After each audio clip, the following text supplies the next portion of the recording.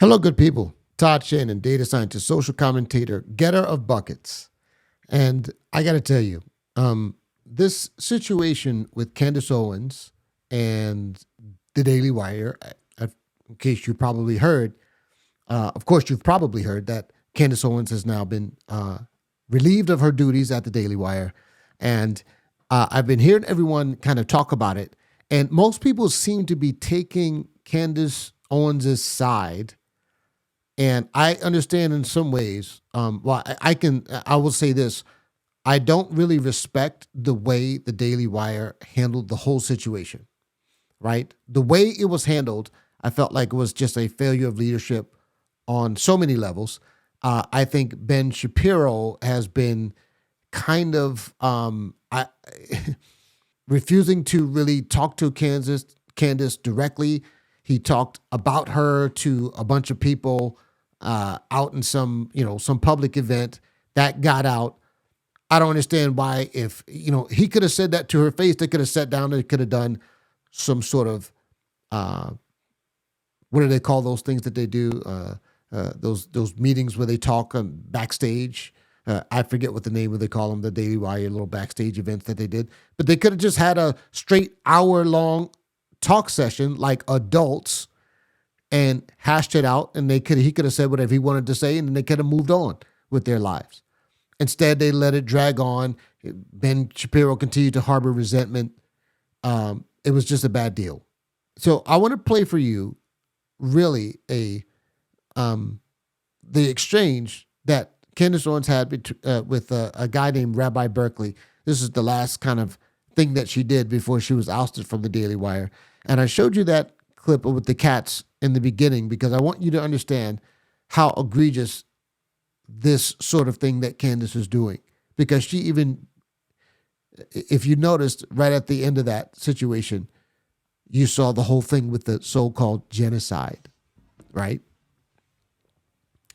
And this is the thing that was basically the thing that I think is, to put it mildly, they have a reason, a legitimate reason to be upset with Candace because she is objectively wrong about this. So I want to play this exchange, and then I want you to be the kind of the arbiter. You tell me whether or not it seems reasonable to you that Candace would hold these views. So just doing some last second edits to this video, and I realized that in this actual interview that Candace does with Rabbi Berkeley, uh, I gotta say, for the most part, this guy was completely off his rocker, and I meant to mention that, but I realized that I was so focused on what Candace had said that was out of pocket that I didn't focus on that. Most of the time during this interview, he was completely making up stuff and completely ascribing things to her that she said that she didn't actually say. And so that was the majority of it. But on this particular portion of it that I'm going to show you, this is where I think this is like basically the encapsulation of all of their lies and vitriol towards her is because of this one issue. So I did want to say that this guy is completely off his rocker, but he wasn't wrong in how he framed this particular issue. I'm going to ask you a specific, simpler question. Do you believe there is a qualitative difference between what was done on October 7th and the horrible tragedies that are going on in Gaza, with children being used as human shields and dying with and being killed, with all of that? There are tragedies going on in Gaza we both agree on. Do you believe that there is a radical difference between what happened October 7th and what is going on there? Or do you believe that there is really not a moral and huge qualitative difference? It's one or the other. How it's happening is different. How it's happening is different. There's no You question believe that it's different. It's evil just the same way. Children, innocent children dying. If the consequence of children is dying, of course, it is an evil thing for innocent children to be dying. And do you believe? Okay, so I want to make sure I'm hearing you. Okay, I don't want to misinterpret you. I am asking for specific answers. It is always an evil, and I again say this as a Christian, it is always an evil when innocent children are killed. Always an evil. So do you believe that October 7th is more evil than what's happening when the innocent children I didn't, are dying? pardon? I'm asking you. What? I'm asking you the simple question. Do you believe there's a greater depth of evil in what happened October 7th than any of the tragedies that are happening in Gaza? Let me actually toss this back to you, because this is a great question. not I think yes a lot or of no. This is a great question. I'm glad you asked this, but I want to toss this to you because one of the things that was also radically misinterpreted. Actually, I was talking about Brian Mast in his language when he said that there's no such thing as an innocent Palestinian life. I thought that was horrifically genocidal to say that. He didn't say that, and this is part of the thing. This is why I can't understand why Candace is all of a sudden getting all of this universal like support. Like what Candace said right there is just a lie. I mean, you can't sit there and try to be the person who's supposedly you're going to try to hold yourself up as the person who's being persecuted because of your moral beliefs and because you're just trying to be nuanced and hold people accountable when you just totally misrepresent what other people are saying in order to bolster your view. I did a video on Brian Mast and what he said. He did not say there's no such thing as an innocent Palestinian life. That's a lie. You can go look at my video. Maybe I'll put a link to it somewhere here. You can go watch it. What she said just isn't true. But let's go back to what she's alleging here. And that has been a huge conflict of whether or not what's happening is genocidal or if it's not genocidal. It's something that I don't think that we have a clear definition on. So now she's doing the thing. Now she's invoking the genocide thing. And this is why I played you the cat video in the beginning. Because the idea that Israel defending itself against terrorist Islamic aggressors, that they're doing that in a way that allows for their survival, and there are certain hard decisions that have to be made. The idea that that is a genocide is a lie that Candace Owens is amplifying. And she's there again. She's making a moral equivalence between Israel defending itself and as a result, there being collateral damage, an innocent civilian life being taken. But the fact that those innocent civilians are being they're losing their lives mostly because of the direct decisions being made by Hamas to put those people in harm's way. So let me just put it this way. Let's just frame this in the most simple moral terms we can. If someone was trying to kill you and your children, right? Your whole family, they were trying to put your whole family's life in danger. And as they were attacking you, as a deterrent to stopping you from attacking them, they took their innocent child and they strapped them to their chest so that as they're attacking you, any attempts that you make to try to stop them from attacking you puts their child, who they strapped to their chest, at risk. And they know that you are facing a moral dilemma in trying to stop them and trying to protect yourself and your family. And that's the whole reason why they use their child as a shield. Now, the question is, if you unintentionally harm the child of your would-be attacker, do you think it's fair? Would you have any sort of respect for someone who couldn't tell the difference between the person who you stopped from intentionally hurting your child and you who unintentionally hurt their child in an attempt to stop them? Would you have any respect for someone who couldn't make that moral distinction? Go ahead and put right now, if you're watching this video, go ahead and put in the chat. Go ahead and tell me if what I'm saying is wrong. If I'm setting up the analogy incorrectly, tell me why. Or if I have set it up correctly, but you still think that I'm wrong, that, no matter what, if an innocent person dies, it's all the same, no matter how that death came about. when we talk about who's culpable and who's going to bear the moral blame for the loss of that life, then we have to try to draw that distinction.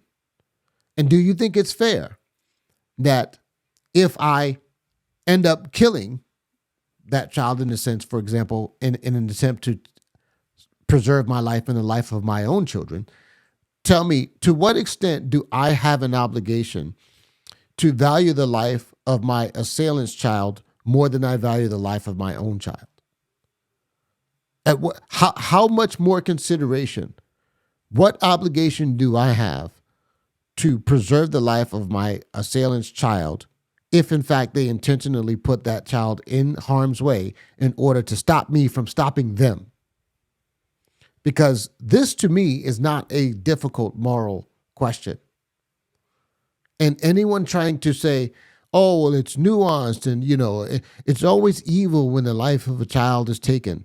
Yes, it's always evil when, children die of cancer. Children also die of child abuse and neglect.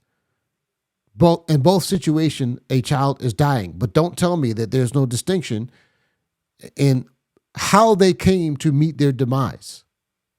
We don't see those things as the same. We don't hold a parent culpable for their child dying of cancer as if we would if their child died of neglect. That's a different moral question. To say, oh, it's all the same. It's all the same. It is to fail to recognize how and when we should assign moral blame. So am I supposed to understand that Candace is incapable of understanding this? Or do you think she just has a different take on it? You let me know whether or not I'm getting it wrong. But I want to just play just a little bit more of this because she says some interesting things here. Is genocide. And this is, obviously the word was created post-Holocaust. And so I would just like to get from you, because we are running out of time. So I'm not trying to, I don't use the word. You don't use the word genocide? Nope. So you wouldn't describe the Holocaust as a genocide? I would describe it in other ways. It's just not the language I use. So for me to say that this is a definition would be arrogant and inappropriate, because but what percentage of a certain group of people have to die that would constitute a genocide? Because I think that's part of it. It's a back forth where it's like, listen, if we can just say X amount of people, percentage of people dying of the same ethnic group. Candace. So you see here, Candace is amplifying this idea of Israel committing genocide against the Palestinians.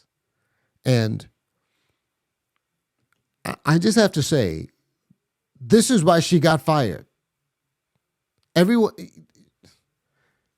listen, there's freedom of speech, but then there's also the issue of being objectively morally wrong on a very important issue like this. This is, and Candace, it's so bizarre because she says later on in this, just as a Christian, I have to say that, anytime, it's always evil when an innocent child dies. Candace, you're not invoking a Christian principle here. You just don't understand what the issue is. And Candace, thankfully she's pursuing Christianity. I do think that there's a lot of really fake. Listen, there's a lot of overlap between conservative ideas and Christianity, and it's easy to assume that people who claim to be conservative are Christians, and some of them who even claim to be Christians are actually not. And I'm not saying Candace is not a Christian. What I am saying is that Candace, at best, is a novice in the faith. And I've said this on many occasions. I said this when I addressed this several months ago when the whole thing broke initially. But this is the crux of the issue.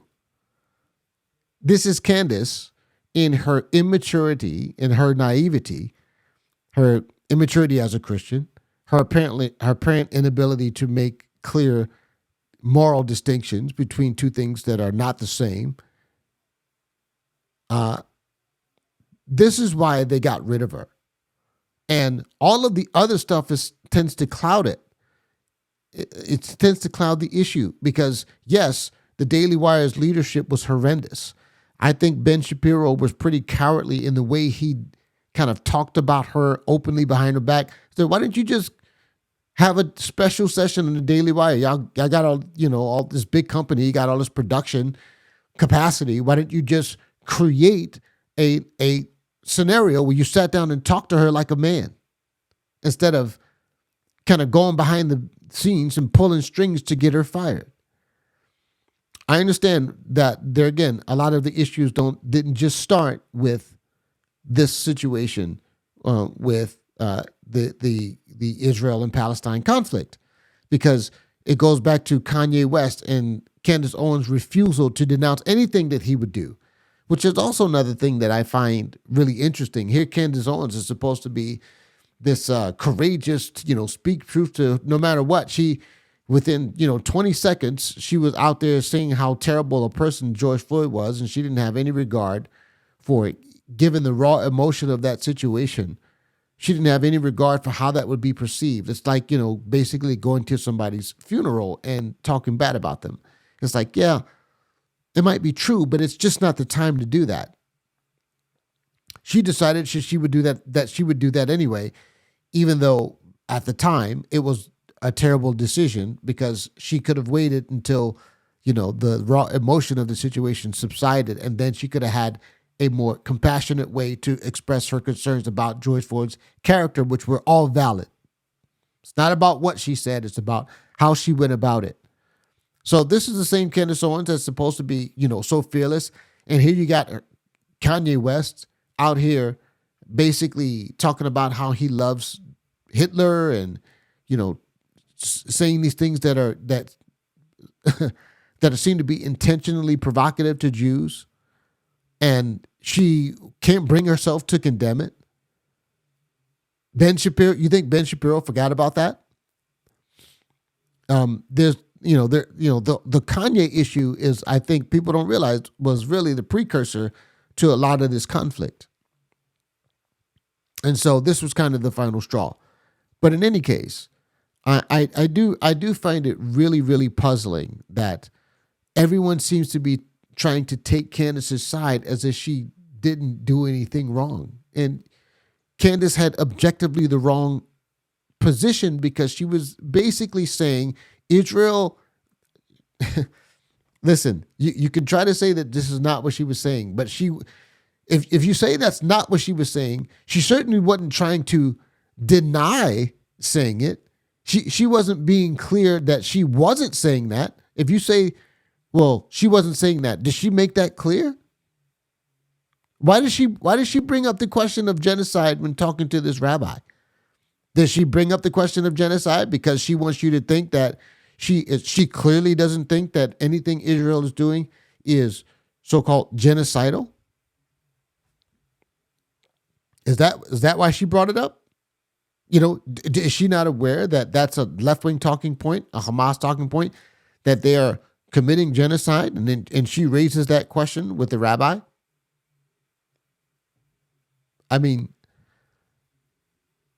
what she, I that's the part that I can't understand. I don't understand why Candace Owens gets a perpetual pass when she over and over and over again is saying things that are objectively false. This is not about America first. This is not about innocent children and Candace Owens' Christian, ethics, because it's not about that. It's about Candace Owens having strong opinions about things that she doesn't understand. And despite Daily Wire and their failings, I think that on the primary moral issue, it was Candace that was incorrect. Now, all of this stuff that's come afterwards, the whole Crisis King thing, I got to be honest with you, I don't really understand that whole situation. I don't really understand what the point of, like Andrew Clavin, I know he was saying something that, saying Christ the King is anti-Semitic. I know Jeremy Boring had a tweet where it was something to that effect. I honestly, I don't understand it. So I'm not going to speak on that. But I want you to put right now in the chat, in the comment section, tell me why I'm wrong. I really want to know. And let me know if you think that this issue is being kind of talked about in the way that it should. All right, friends. Sorry I hadn't been putting out more content. I had been ill just past week, but hopefully I'll be back on track. Let me know if you like more of this this sort of content, and I'll look forward to the next time, my friends. God bless you.